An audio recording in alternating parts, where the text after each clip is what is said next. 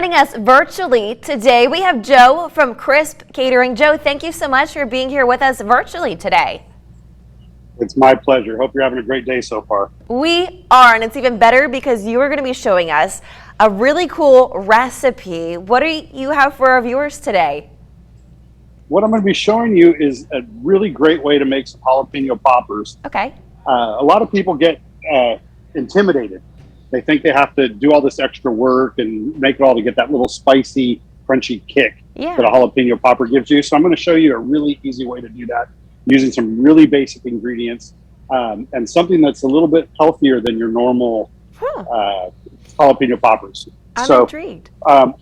Yeah, so what I've done is I've just taken a jalapeno pepper and I've cut it in half, and I've left both halves just so you can see that we're going to want to take all the seeds out. Okay.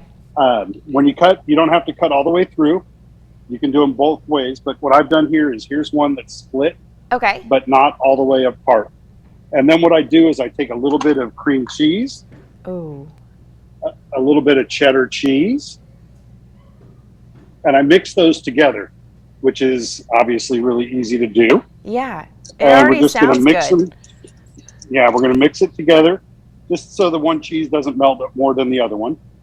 And then we're going to take it and we're going to stuff it in that jalapeno that we split and took the seeds out on.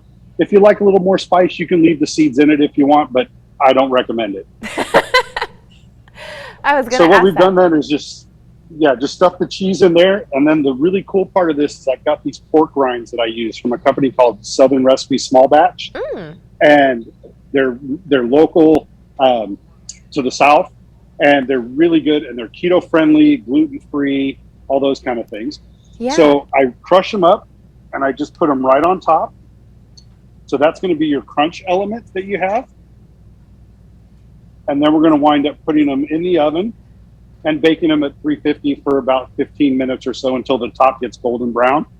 And you'll have your jalapeno poppers. And what a great day to have them on St. Patrick's Day while we're celebrating everything green. It's the perfect day. And Joe, you weren't kidding. Like, this is easy. You assembled that in no time.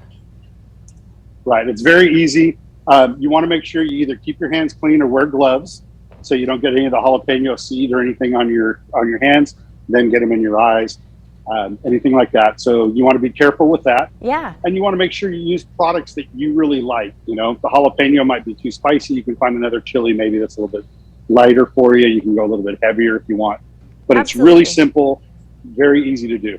And Joe, we're going to check back in with you. You're hanging out with us for a little bit longer, so we're going to chat more later on. I can't wait to see what else you have in store for us today. So hang tight, but in the meantime, let's check in with Adam Olivia. Welcome back. Joe is back from Crisp Catering. Joe, this recipe that you showed off was so easy. Remind our viewers just how easy it is.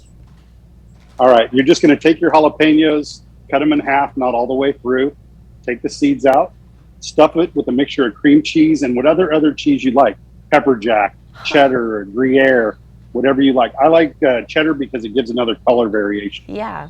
And then I crushed some pork rinds from Southern Recipe Small Batch, sprinkled those on the top, and baked them. So you get that crunch you would get from the fryer, but you don't have to fry them all. So they're super easy. 20 minutes in the oven or so. At 350, and they come out perfect. They won't burn your mouth too bad. Be a little melty. It's a great thing, especially for today on St. Patrick's Day. Exactly, and it is St. Patrick's Day. So Joe, do you know any St. Patrick's Day facts you can share with us? I do. The reason green is the big thing is because it's a main part of the Irish flag. And that's why it's such a big deal on St. Patrick's Day. And a lot back in the old days, in the revolutionary times, a lot of the groups that were fighting for the government had green in their flags. So green is their predominant color. That's a really cool fun fact. I didn't realize that. Yeah. And you know what else is a really cool fun fact? The pork rinds that you use. Our viewers can get that at the local Rouse's here. Right. They can get them at Brookshire's, Rouse's, or Cost Plus. They got great flavors. They got kimchi. They've got a pineapple ancho chili, spicy dill, all that. They're fantastic. By the way, there's more Americans with Irish ancestry in the United States than there is in all of Ireland. That's another really cool fun fact that I didn't realize. Joe, it's been such a pleasure to have you on our show today to share this recipe and some St. Patty's Day knowledge with us today. Thank you so much for being here. My pleasure. Have a great day. You too. And if you at home want to try this recipe that Joe shared with us today, it's going to be on our website, klaf.com. Stay